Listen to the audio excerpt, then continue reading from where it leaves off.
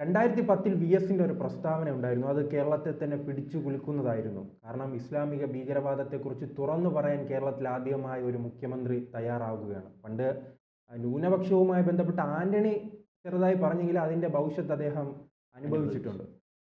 നാം ഈ കാലത്ത് അത് ചർച്ച ചെയ്യുമ്പോൾ ഇങ്ങനെ പറഞ്ഞൊരു മുഖ്യമന്ത്രിയും കേരളത്തിൽ ജീവിച്ചിരുന്നു എന്ന് വിശ്വസിക്കാൻ തന്നെ ബുദ്ധിമുട്ടാണ് അല്ലേ?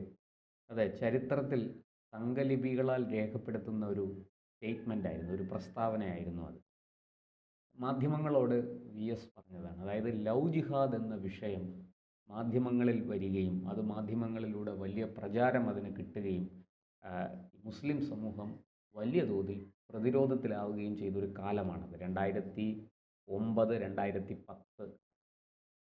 അതിനെ തുടർന്ന് ആ കാലത്ത് തന്നെയാണ് പ്രൊഫസർ ജോസഫിൻ്റെ കൈ പോപ്പുലർ ഫ്രണ്ട് എന്ന ഭീകര സംഘടനയിലെ ആൾക്കാർ വെട്ടുന്നതും മഴുകൊണ്ട് കൈ വെട്ടി മാറ്റുന്നതും ആ കാലത്ത്.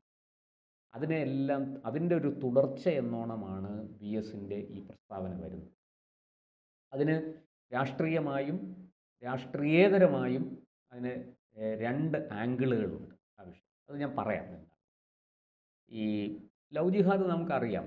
ഈ രണ്ട് പേർ തമ്മിൽ സ്നേഹിക്കുന്നു, ഒരു യുവാവും യുവതിയും തമ്മിൽ പ്രേമത്തിലാകുന്നു, വിവാഹം കഴിക്കുന്നു. വിവാഹം കഴിക്കുന്നതിന് മുമ്പ് ഈ യുവതി തൻ്റെ മതത്തിൽപ്പെട്ടയാളല്ലെങ്കിൽ ആ മതത്തിലേക്ക് പരിവർത്തനം ചെയ്യുന്നു. പരിവർത്തനം ചെയ്തതിനു ശേഷം വിവാഹം കഴിക്കുന്നു. ഇത് ഈ മുസ്ലിം ചെറുപ്പക്കാർ, ആൺകുട്ടികൾ, യുവാക്കൾ വലിയ തോതിൽ അമുസ്ലിം പെൺകുട്ടികളെ, അത് ഹിന്ദുക്കളും ക്രിസ്ത്യാനികളും ഉണ്ട്, അവരെ പ്രേമിച്ച് ഇതുപോലെ മതം മാറ്റി വിവാഹം കഴിക്കുന്നു. അപ്പോൾ ഇത് ജനസംഖ്യയിലൊരു അസന്തുലനം കൊണ്ടുവരും എന്ന് വ്യക്തമാണ്.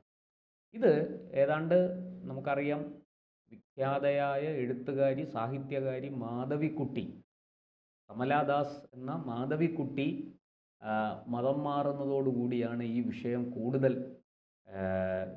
എന്താ പറയുക മുഖ്യധാരയിലേക്ക് വരുന്നത്. അതൊരു മാതൃകയാക്കി എടുത്തുകൊണ്ട് മുസ്ലിം ചെറുപ്പക്കാർ, മുസ്ലിം മത പുരോഹിതന്മാർ, മുസ്ലിം സമൂഹം ഇങ്ങനെ അമുസ്ലിം പെൺകുട്ടികളെ ദീനിൽ ചേർക്കുക, ഇസ്ലാമിലേക്ക് കൊണ്ടുവരിക, ഇതൊരു തന്ത്രമായിട്ട് അവർ പയറ്റാൻ തുടങ്ങി.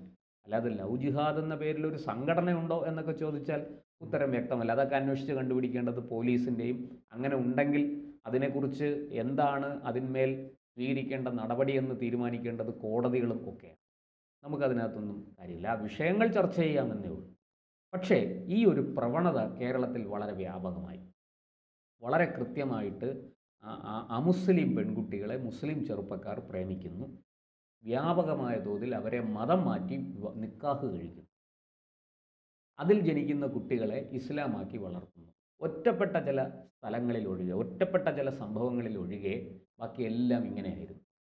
അപ്പോൾ ഇത് വലിയ തോതിൽ ഈ 2000, 2001 ശേഷം ഇത് വലിയ തോതിൽ വ്യാപകമായിട്ട് നടക്കാൻ തുടങ്ങി. അതേസമയം മുസ്ലിം പെൺകുട്ടികൾ ഇതുപോലെ ഹിന്ദുക്കളുടെ കൂടെയോ ക്രിസ്ത്യൻ ചെറുപ്പക്കാരുടെ കൂടെയോ വന്ന് മതം മാറി വിവാഹം കഴിക്കുന്നതിൻ്റെ എണ്ണം വളരെ കുറവും ഭീഷണിയും അങ്ങോട്ട് നോക്കിയാൽ അങ്ങനെ ഏതെങ്കിലും ഒരു പെൺകുട്ടി ഇങ്ങോട്ട് വന്നാൽ ഉടനെ അത് സംഘടിതമായിട്ട് എത്തുന്നു, ഭീഷണിപ്പെടുത്തുന്നു, അവരെ പിന്തിരിപ്പിക്കുന്നു, അല്ലെങ്കിൽ ആ ചെറുപ്പക്കാരനെ ആക്രമിക്കുന്നു. ഇങ്ങനെയൊക്കെയുള്ള നിരവധി സംഭവങ്ങൾ നടന്നിട്ടുണ്ട്.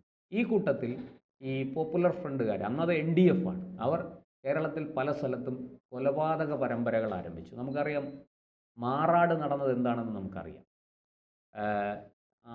തിരുവനന്തപുരത്ത് കിളിമാനൂരിൽ ജന്മഭൂമി പത്ര ഏജൻ്റായിരുന്ന സുനിൽ കുമാർ ഹിന്ദു ഐക്യവേദിയുടെ നേതാവ് കൂടിയായിരുന്നു. അദ്ദേഹത്തെ അതിക്രൂരമായിട്ട് രാവിലെ പത്രം എടുക്കാൻ പോകുമ്പോൾ കിളിമാനൂർ ജംഗ്ഷനിൽ വെച്ച് ആക്രമിക്കുകയും കൊലപ്പെടുത്തുകയും ചെയ്തു. അതുപോലെ കണ്ണൂർ, അതിനു മുമ്പ് കണ്ണൂർ ഇരിട്ടിയിൽ അധ്യാപകനായിരുന്ന RSS പ്രവർത്തകനായിരുന്ന RSS നേതാവായിരുന്ന അശ്വിനി കുമാർ എന്ന യുവാവിനെ ബസ്സിനകത്തിട്ട് വെട്ടിക്കൊന്നു. ഇങ്ങനെ നിരവധി സംഭവങ്ങൾ കേരളത്തിൽ നടന്നു. അതിൻ്റെ എല്ലാം ഒരു പരിസമാപ്തി എന്നോണമാണ്, അല്ലെങ്കിൽ അതിലൊരു വഴിത്തിരിവാണ് ഈ പറഞ്ഞതുപോലെ 2008, 2009 ആ കാലത്ത് ഈ ലവ് ജിഹാദ് എന്ന പേരിൽ വാർത്തകൾ പുറത്തു വന്നത്. ഈ പെൺകുട്ടികളെ ഇങ്ങനെ തട്ടിക്കൊണ്ടുപോകുന്നു, മതം മാറ്റുന്നു, വിവാഹം കഴിക്കുന്നു, പിന്നീട് അവരെ ഭീകര സംഘടനകളിലേക്ക് റിക്രൂട്ട് ചെയ്യുന്നു എന്നൊക്കെയാണ് വാർത്തകൾ വന്നത്. കുറച്ചൊക്കെ അത് വാസ്തവമാണ്, നമുക്കറിയാം. പിന്നെ ആറ്റുകാലിൽ നിന്ന് പോയ നിമിഷ, ഫാത്തിമ എന്ന പേരിൽ മതം മാറിയ നിമിഷ ഇപ്പോൾ എവിടെയാണ്? അഫ്ഗാൻ ജയിലിലാണ്. ആ നിമിഷയുടെ ഭർത്താവ് മരിച്ചുപോയി, അയാളുടെ അനുജൻ മരിച്ചുപോയി. മരിച്ചുപോയത് വെറുതെ അല്ല, ബോംബ് സ്ഫോടനത്തിൽ. ലോകം മുഴുവനും ഇസ്ലാമിക ഭരണം കൊണ്ടുവരാനുള്ള, ഖലീഫേറ്റ് ഭരണം കൊണ്ടുവരാനുള്ള ശ്രമത്തിനിടയ്ക്ക് അവർ ഷഹീദായതാണ്, രക്തസാക്ഷിയായതാണെന്നാണ് ഇവരുടെ ഭാഷ്യം. ഇതൊക്കെ ഇങ്ങനെ നടന്നുകൊണ്ടിരിക്കുമ്പോഴാണ് VS, ഈ നിമിഷയുടെ സംഭവമൊന്നും അപ്പോൾ പുറത്ത് വന്നിട്ടില്ല. അതിനൊക്കെ മുമ്പാണ് VS ഇത് പറയുന്നത്. നമ്മൾ മനസ്സിലാക്കണം, നിമിഷയുടെ സംഭവം 2015 ശേഷമാണ്, 2015 കൂടിയാണ് അതൊക്കെ പുറത്തു വരുന്നത്. 2015-14 ആ കാലത്താണ്, ഞാൻ കൃത്യമായ വർഷം ഓർക്കുന്നില്ല. പക്ഷേ ഇവിടെ 2010 VS ഒരു ഡിസംബർ മാസത്തിൽ ഒരു സ്റ്റേറ്റ്മെൻറ്റ് കൊടുക്കുകയാണ്.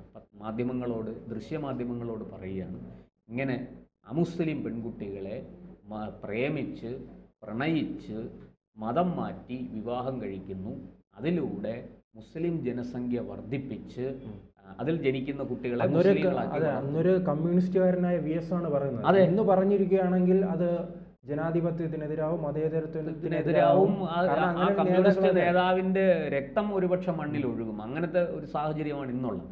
അന്ന് VS വളരെ തൻ്റെ ഇടത്തോടു കൂടി ഇക്കാര്യം പറഞ്ഞു. ഇങ്ങനെ കേരളത്തെ 20 വർഷം കൊണ്ടൊരു മുസ്ലിം രാജ്യമാക്കാനാണ് ശ്രമിക്കുന്നത് എന്ന് VS തുറന്നടിച്ചു.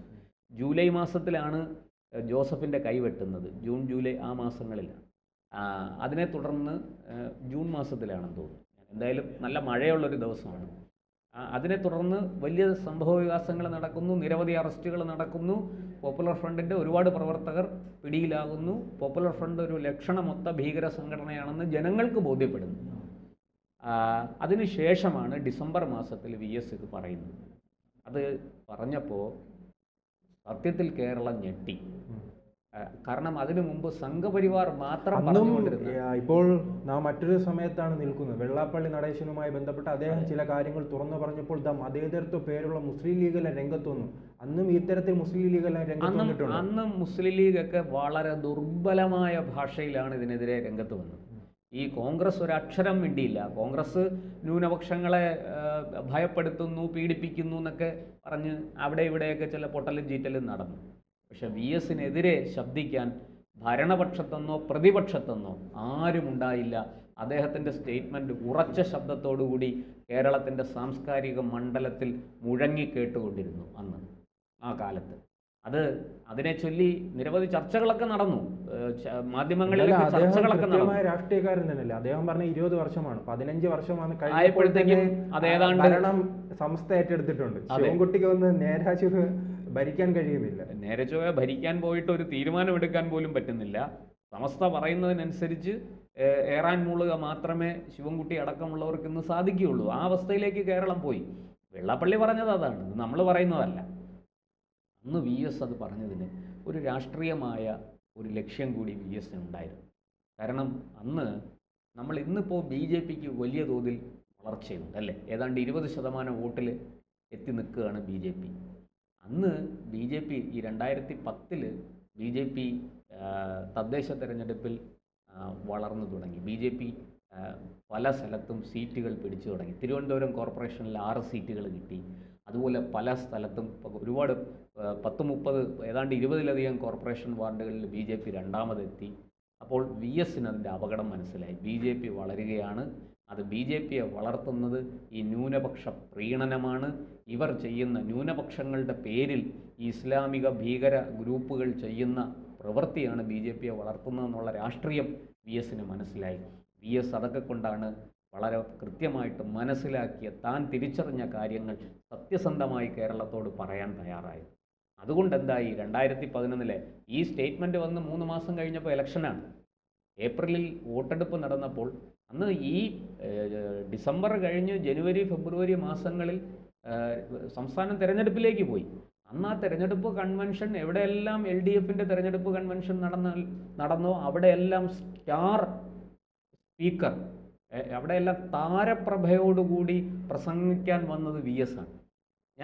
ഞാൻ കൊല്ലത്ത് ജോലി ചെയ്യുകയാണ്. എനിക്കറിയാം, കൊല്ലത്ത് അന്ന് ഈ LDFൻ്റെ കൺവെൻഷനുകൾ നടക്കുന്ന സ്ഥലത്ത് പൂഴി നുള്ളിയിട്ടാൽ നിലത്ത് വീഴില്ല, അത്രയ്ക്ക് ജനക്കൂട്ടമായിരുന്നു. വളരെ ആവേശത്തോടു കൂടി വി എസിനെ കാണാനും കേൾക്കാനുമാണ് ആൾക്കാർ വന്നുകൊണ്ടിരുന്നത്. പാർട്ടിക്കാർ മാത്രമൊന്നുമല്ല. പക്ഷേ എന്തുകൊണ്ടോ 2011 വി എസിന് തുടർഭരണം കിട്ടിയില്ല. ആ തുടർഭരണം കിട്ടാത്തതിൻ്റെ കാരണമൊക്കെ നമുക്ക് വേറൊരു അവസരത്തിൽ ചർച്ച ചെയ്യാം. പക്ഷേ വളരെ സമർത്ഥമായിട്ട് അവിടെ 2 സീറ്റിൻ്റെ ഭൂരിപക്ഷത്തിൽ UDF വന്നു. അത് UDFൻ്റെ മികവാണോ അതോ LDF അട്ടിമറിച്ചതാണോ എന്നുള്ള ചോദ്യങ്ങൾക്കൊക്കെ വരും ദിവസങ്ങളിൽ ഉത്തരം കിട്ടേണ്ടതുണ്ട്.